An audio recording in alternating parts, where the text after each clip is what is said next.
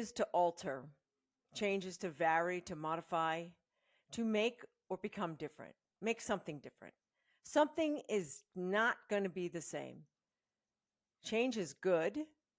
It really can be. It's evolution, it's necessary. Change is growth, change is development. When change makes us better, we have grown and learned something from it.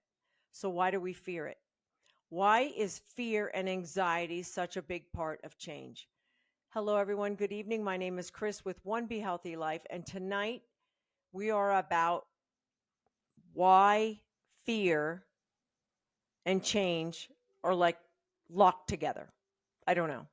One Be Healthy Life, we strive to give people an arm up, an idea on what they need to do to make their life better. They pick out the good and the bad, and then they decide how they want to make their life better so that they can have one Be Healthy life, because that is what we strive to do at this podcast. So good evening, and let's talk a little bit about fear and change, because change is fear. And with change, you always are going to have fear. And does your fear have a name? Does your fear live in your space? Does your fear override your thoughts? When you are confronted with change in any way, and we will get into details of what life entails for change.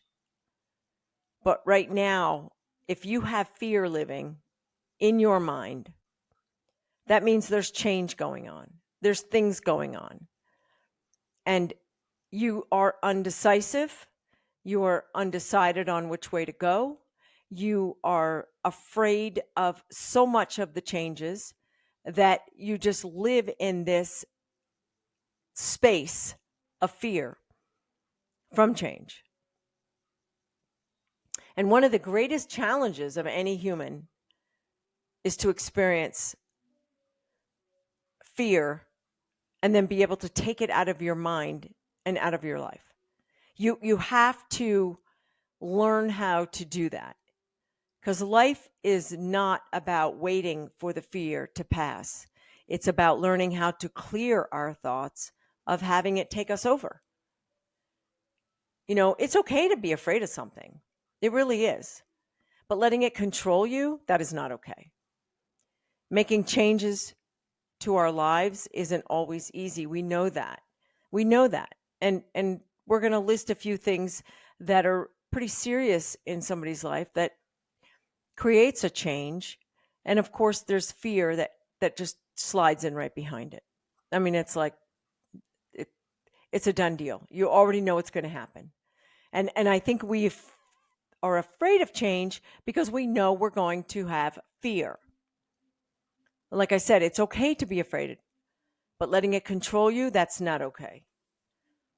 You've come too far in your life to allow fear to change you.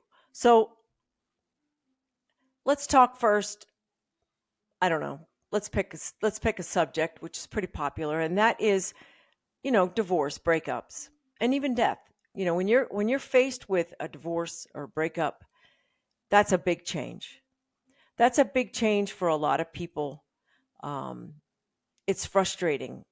It's hard because you're heartbroken, and your fear that comes into play with this person is, how do you identify what the fear really is? What are you afraid of because you broke up? Are you afraid you're not going to be able to pay your bills?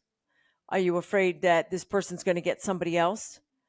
Are you afraid that, I don't know. What else is there? I don't know. When someone leaves you, I mean, it breaks your heart. And you become selfish almost immediately, because then it becomes about you. It's like, oh my gosh, my heart is broken. You're leaving me. This other person is not allowed to be an individual. And I mean, and of course, there's always the promise, those broken promises. We make vows. And that's probably why a lot of people are against marriage. I'm not against marriage. It's not going to be till death do us part. It's going to be as long as we both shall love. And that's it, you know? But if you no longer love me, and there's billions of people on this planet. So if you decide to be with that one person and then halfway through the relationship, 10 years, I don't know, 5 years, 10 years, even 20 years, I don't know. You know, they just decide that I can't spend my whole 80, 90 years of my world looking at the same person. I want somebody different. But you wanted to, and they do not. Now you're mad and you're selfish, and that's change. That's change. That's heartbroken. And I'm not going to favor the person that's getting left. I don't agree with the way people are, the way they leave. You know, they're not adult enough about it. You know, they went into the relationship as an adult, but they don't come out of it as an adult. They go out of it as usually a scared person. They're afraid to tell the other person, I no longer love you. Well, too bad. It happens. And you're not bound by any one other human. And as much as you think that marriage is going to give you that security, you're crazy. But the change that we are feeling in a relationship, you have to ask yourself, why am I afraid of not having this person? I'm going to miss them. I'm going to miss them. I like them. I need to get over them. I need to change my world now. Everything is going to be different. The house is going to be empty. I'm going to have to move on. I'm going to be depressed. I'm going to get stuck. I'm going to have all kinds of emotions. I'm going to feel alone. Holidays are coming. I mean, this is all, it's not about the change that you are no longer going to be married or in a relationship. The change is what? What is the fear that's coming into your mind now that this person is gone? You walk into work one day and all of a sudden your desk is in another department and you're saying, "Oh no, no, no. This is not my life. I like my desk here. I like my life here." But the boss doesn't, and they don't want it there anymore. They don't want you in that department anymore. They've changed departments. They've hired other people. They've changed hours. They've changed uniforms. I mean, I had a company that, I'd have 50, 60 employees and I would come in with a new color uniform and everybody would lose their shit. I mean, it was like, then I would have new sign-in sheets or something would be different. And really, I mean, change is not uncommon. And we've been dealing with change our whole life. You do it to your children every single day. They grow up with you changing their house, your man or woman in your life, you know, changing jobs, changing states, changing schools. Children are disrupted by our adult changes constantly. So you would think as when we got older, we would be more maladaptive to a change when it hits us. I'm always prepared for change. I'm not a wuss like that. I will take on anything. If I may not like it, but I'm not going to let it alter my direction or my current situation. I'm not going to be selfish with it. It's change is messy enough. But if there's a routine, I'm going to create a new routine, one that I will like, one that I will deal with. Will I be heartbroken in the process? Will I be sad in the process? Will I be pissed in the process? Absolutely. All of those things. Because let's face it, routines can have a profoundly stabilizing influence, and we become lazy. We become lazy, and maybe we really like what we got going on. But if your person comes home and just, throws it at you on the couch, you're watching a movie one day and looks at you and says, "Hey, honey, I think that, yeah, I think this is it." They've been thinking about it and you've been so selfish with yourself that you haven't seen one sign. People don't live in a relationship and the signs aren't there. Nobody's going to ever convince me that you are living in a relationship and the person walks in the door the next day and woke up that morning saying, "You know, when I go home tonight, I'm going to break up with this person." Hell no. Those signs were there long before that. And if you have been changing and growing, and the other person hasn't been growing with you, and you've been too selfish to notice and recognize that sign, at the end of your growth of that particular thing, that you're going to look at that person and say, oh, I'm shocked. What do you mean you don't want to grow with me? Look how far I've come. Well, I haven't. There's a lot of signs there. So when you are faced with a breakup, wake up and take a look at everything. Take a good look at everything. So the change would have been easier if you had just not stayed in, I would say, denial. If your job is making changes, there's whispers, there's things going on, you're afraid of losing your job, then get another job. Get another job. There's a lot of things that you're not going to be able to control. And that's why there's always fear, because it pisses people off, because it takes the control off their table, out of their lap. And when you don't have control of something, you fear it because you're in routine. And when we, make changes, nothing feels normal. It's chaotic and we hate it. But it's about growth. It's about evolution. A lot of people like where we are today than where we were 100 years ago. I know I do. We were faced with a lot of change. A lot of the races have been faced with change, which has been amazing and better for everybody.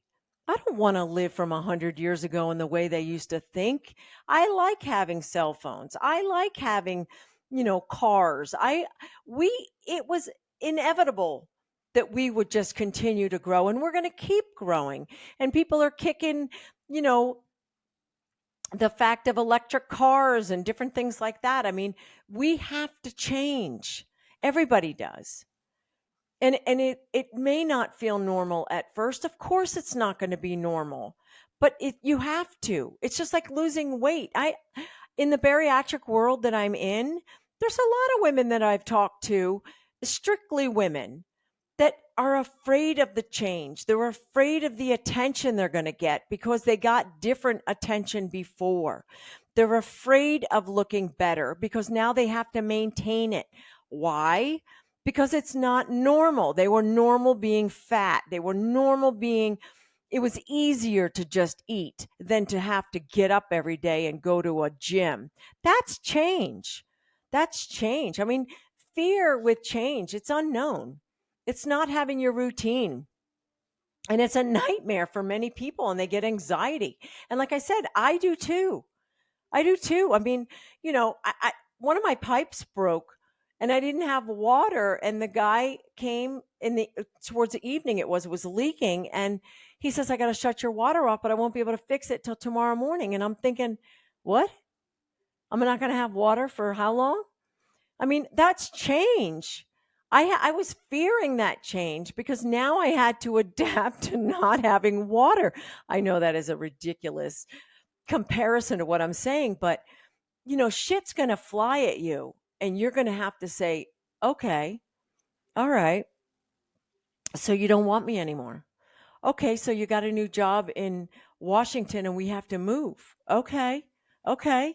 Let me breathe for a second. Okay, so my kid flunked out of school. Okay, all right. So your daughter comes home and she's 16 years old and she's pregnant and she is not going to get, an abortion. And you're like, okay, okay. Because remember, friends, please remember there's a lot of people around you that are going to make choices in their life that are going to absolutely affect you.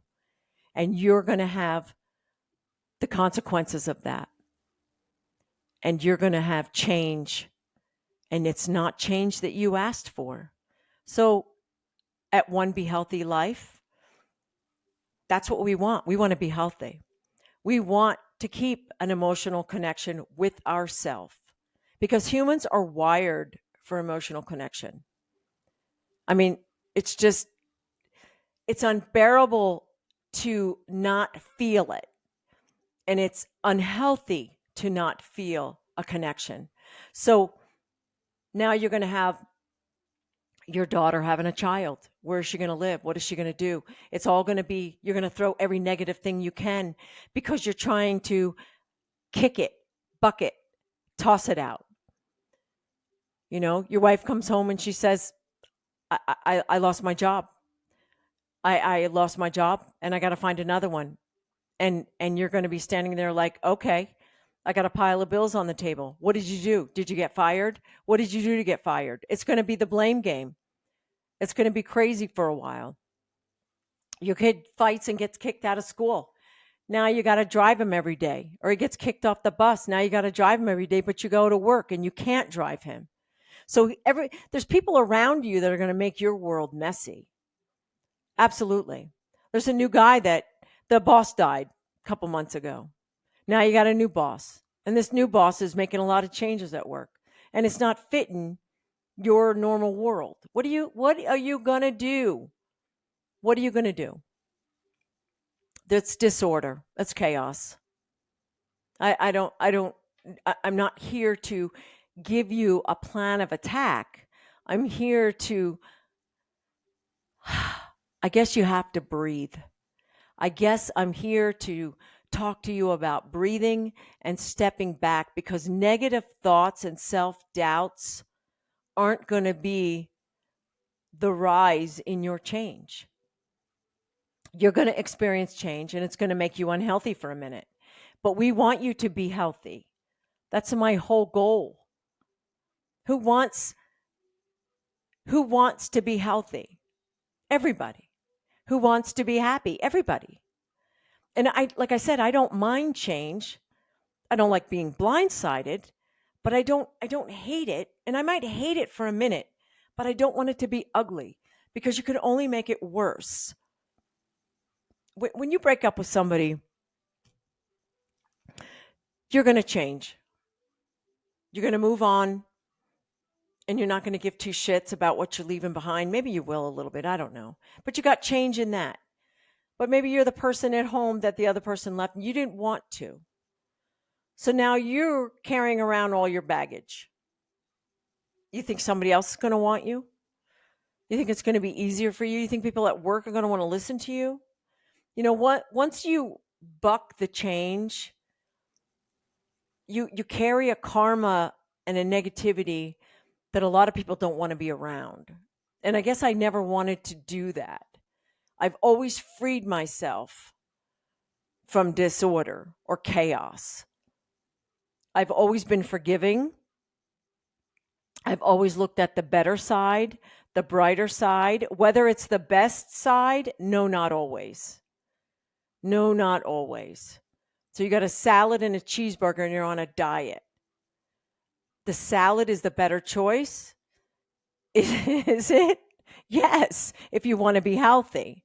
The burger's going to taste better. So all of those things have to be put into order, and you have to decide which way you want to go and how you want to be when your change comes, because it's inevitable. It's going to come, and you don't want to be baggage. That's ugly. That's ugly. So your needs in change. Is it always about your needs? Are you truly facing your fears and your hurdles during change to benefit you? Because change can be many things to many people. And now you have children and you don't want this marriage anymore. You're going to be selfish and you're going to walk out, and you're not going to give two shits about the kids at that time because you already put up with him or her, and now it's going to affect the children. So maybe change isn't a good thing right now, and you should shut your face and stay and deal with it. And when the children get older, then leave and make your changes. Is that my recommendation? Maybe. But if you're going to make changes intentionally, and it's going to benefit the children, because maybe it's a toxic, family. Maybe it's a toxic relationship. Maybe he or she is toxic and you're just like, I got to get the hell away from this person. I want my children to have a better life. I want a better lifestyle. So you have to take steps and you have to make those changes. So change can be good in a lot of ways. It's not always about negativeness. But if you are diagnosed with something, God forbid, to anybody, now there's going to be change. And now you have to face that change and those changes, of course, to your health. There's a lot of things about change that is scary, and that's the fear. That's the fear. It's the fear. And how do we overcome the fear to stay healthy? Because you can get ugly sick real fast. You can gain weight. There's a lot of people that gain weight and they just get destroyed from a relationship. The stress alone with change will destroy you.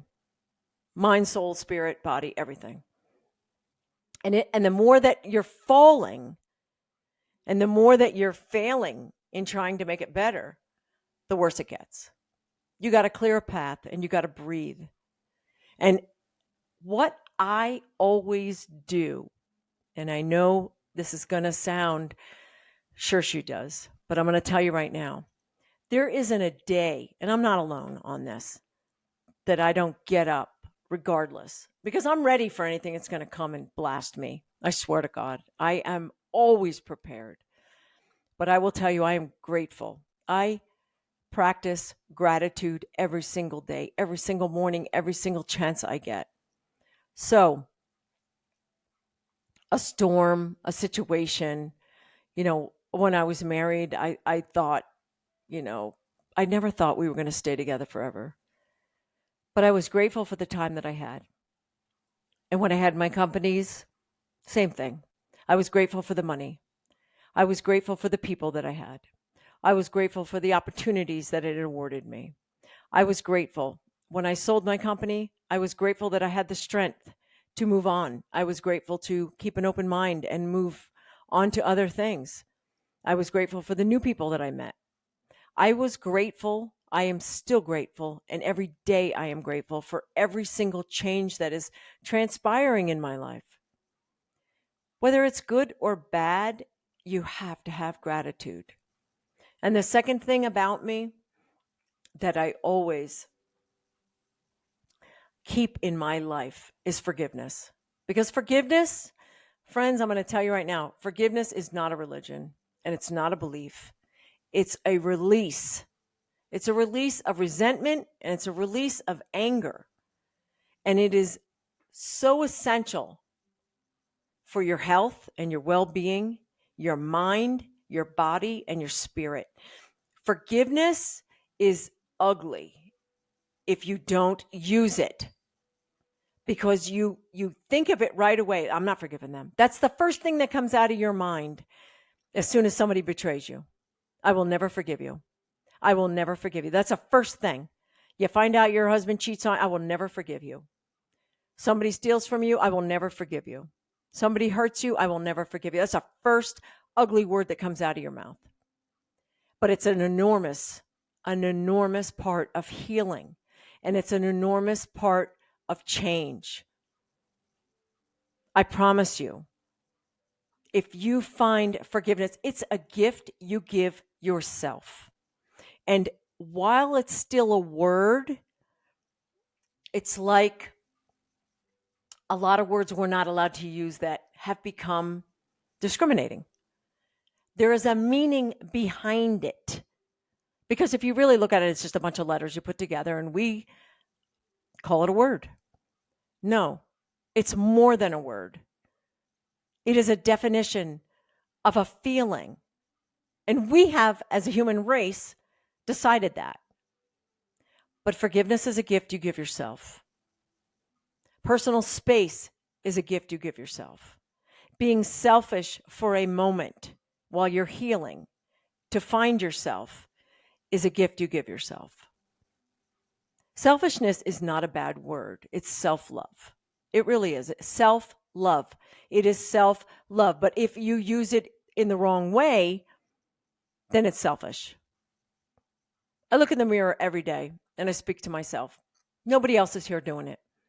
And I bet there's a whole host of people, same shit.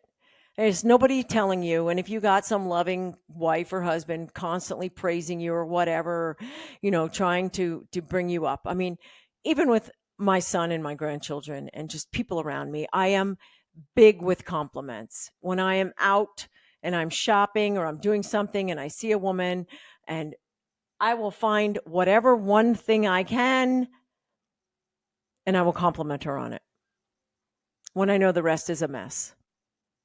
And it's what I do. And I do it because that person walks away because nobody else did it. And I can tell she or he has not done it. But every day I look in the mirror and I speak to myself. When I'm getting ready, putting my makeup on, I start. Everybody's mind thinks and wanders. If you don't have kids or phones under you and you're just taking a minute to get ready and you start speaking to yourself, I speak to myself with a purpose. I have an aim, a goal. I talk about, my worth. I talk about my success, the things that I want, what I want to manifest, the money I want to manifest, the body I want to manifest, what I'm grateful for. I self-talk, self-love myself every day, big and small. And when I'm in the car driving, if you ever take a minute when you're in the car and don't turn on any music and flip your phone over on the seat and leave it the hell alone for a minute and drive, just take a moment and love on yourself. Love on yourself. It will become a habit, I promise you, because I love my dogs. I love my home. I love if I'm wearing an outfit that day, I will say, I just love this shirt. I love it. I love this book I read. I love my friends. I love my IT guy, or I love my cashier guy, whatever. And I don't mean love like, I'm talking about just, I dig them, anybody that's in your world. I love my nail guy, Jimmy. I love Jimmy. Jimmy's amazing. But I have to talk up myself every day and it makes me feel better. And you know what? It's personal. It's self-love and it's personal. And even though other people may do that to you or to me or whatever and give me compliments and stuff, it's not the same thing. Because the only way to predict your future is to create it yourself. And the only way to create it is to identify with yourself as to what you really are. Tell yourself every single morning how hot you are, or how great you are, or how handsome you are, or how amazing you are, and how strong you are. And after a while, your mind's going to kick into overtime, and that's who you are. That's what you should be. That's a healthy mind. You always have to give yourself permission and approval first before anybody else. If you want to be rich, you want a nice home, you want to go to school, you want to have kids, you want to get married, you want to meet somebody, you want to lose weight, you want to be a doctor, you have to do that. You have to give yourself permission to do that. You have to consent to it. You have to give yourself approval. You want to own your own business? Do it. Do it. Get it in your mind that it's so knotted in there that you don't have any other choice but to believe it's there and it's going to happen. And it's happening. Same with your body and your face and your house. I don't know. You come home and you tell your kid every day, get your lazy ass away from me, you fat little kid, or whatever it is. And I can go on, and I don't even like talking like that. But I'm using that as a quick example. Keep doing that to your kid, and what the hell kind of kid are you going to have? Everything that comes out of your mouth, words are so powerful. Everything that comes out of your mouth to any other person, they're going to hold with it. You attached it. You might as well take some of that slime and just throw it at the back of their head. It's the same thing when you talk to yourself. You think you're not good enough? You think you're not poor, rich enough? You think you're too poor? You think you're too fat? You keep talking to yourself like that. Who is that person going to be? Exactly what you tell yourself. Self-love is important, not self-hate. Get rid of it. That is something that you have to do. It's self-investment. It gets rid of fear. It gets rid of fear 100%. I know, and everybody else does too. I know you all do. Nothing in life comes easy. So you're going to have change. And if you're strong in your mind and you're confident in your work, if you're confident in your job and you get fired, go get another job. If you've been married for 25 years and your old lady comes home and says, you know what? I got to get out of here. I got something else I want to do. And if nobody's lives are affected by it, and of course your children, if you have them, are going to be like, oh my God, but again, the children are going to be selfish because they're going to want their mom and dad together. And it's just, but maybe the dad isn't giving the mom what she wants, and maybe she needs to be a free bird. I don't know, whatever the deal is I just believe that people need to do what they need to do to be healthy and of course happy, because the worst thing that I would want to do is live 25 years in a relationship saying, I wonder. Wouldn't that be horrible? I don't want to spend my life wondering, would it have been, should it have been? That tells you right there that whatever you got going on at home, don't stay because it's the thing to do.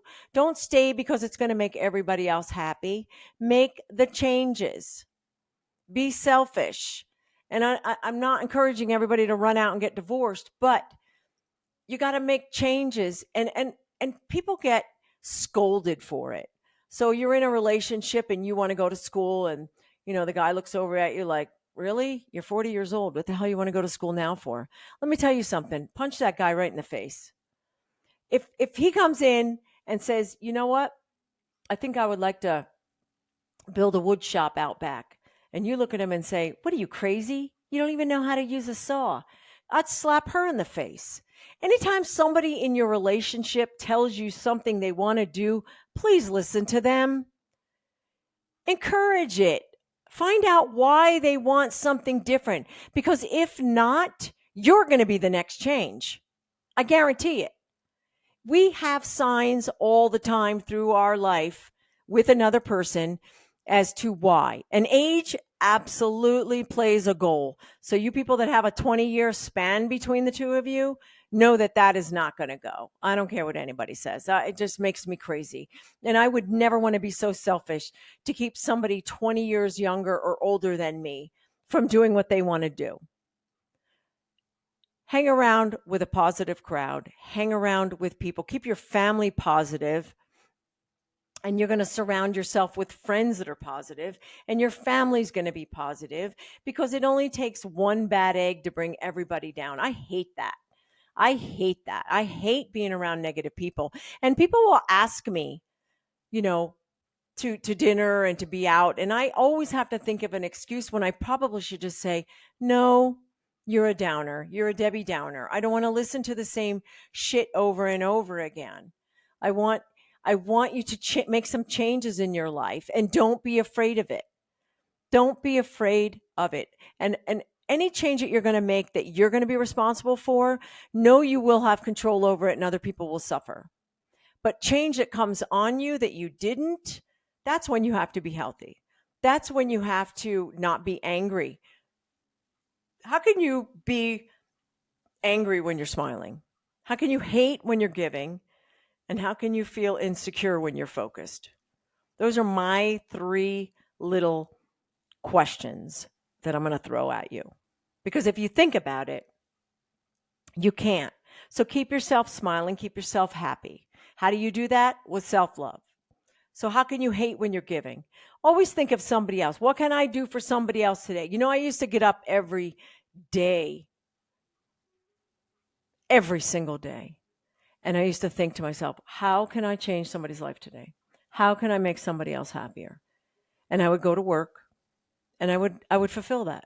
I would find something about somebody in some way on how I can change their life, whether it be a word, a dollar, bringing in some clothes that I no longer want, buying sneakers for their kids because I overheard them say something, whatever it is. You can't hate when you're giving. And you can't feel insecure when you're focused. I am too damn busy to be bothered by your problems. I'm too busy. You either follow and get on this ship or get off. That's it. So I am not insecure. I have never been insecure. I have always been focused. I have always been driven. I have always gone after everything I've wanted, and I won't stop whether I fail or not, because I won't let myself fail. And there's no reason for it. And even if I do fail, so what? I will find something else. I don't care about the change. I know it's going to be painful. It's going to be awkward. It's going to be agonizing. And then sometimes it's going to be downright dreadful. When I left, I closed my company back in March 2024. I honestly, I had about a month that I was decompressing everything. I was trying to figure things out. I was losing my mind some days, and I was stressing other days, and I was having fun other days, and I had freedom for the first time, and I didn't have the stress, and I didn't know what to do with it. So I had to process it. And that's what's going to happen with most of you with any change you have right now. Just know that it's not permanent. You know that it's not permanent. You got to find yourself. You got to find your vision, and you have to hold on to it. And it doesn't matter, because change is good. It really can be. It is evolution. It's necessary. It's growth. It's development. And boo-hoo, somebody doesn't want you anymore. Okay? We've all been there more than once. From the time we were in high school and had our first heartbreak. You have moved on, haven't you? It has to make you better. If it makes you worse, then I don't know how to help you. Because if you lose yourself in change, then there's other emotional and mental therapy that is way beyond my scope of practice. But change is good. It really is. And you can't always see it at that moment. And I'm not talking about change from death. That's not good. Okay? But things come out of it. And sometimes it doesn't come out of it. But if it doesn't, it's life as well, because that's growth. And you're going to have to grow out of it. You're going to have to come out of it. And you're going to have to find strength. And there's no reason for anybody to lose their shit over another human life. It's sad, but you don't, even in a divorce. Let it be ugly. Let it grow on you for a moment, but you're going to have to get out of it. Because at the end of the day, what worth are you? What is it worth to you? Is it losing your job or your family and having your kids see you like that? And there's people that'll lose their job when they go into that. They go into a depression. They slip in, they drink, they do drugs, they cheat, they do all kinds of shit. Their heart's broken. You got to find a way to mend that shit. You got to find a way to mend it. It's just like a job. You got to find a way to mend it. You got to. And I'm not cold. I'm not trying to be cold. I'm just telling you that change is about fear. You got to kill that fear. You got to find a way to get over the fear, and you got to fix it. It teaches us to adapt, and it helps us to develop strength. And we have to be strong for the next time things change, because you are not going to be the only person in this world that is not going to experience change. Sorry. Don't let it take your energy, people. Don't. It's all about being healthy. I can't thank you enough for coming on this broadcast tonight and listening to me speak about change and the ugliness that fear brings to us. And if anybody you know is going through anything that may use this podcast or may want to hear this podcast, please share it. My name is Chris with One Be Healthy Life.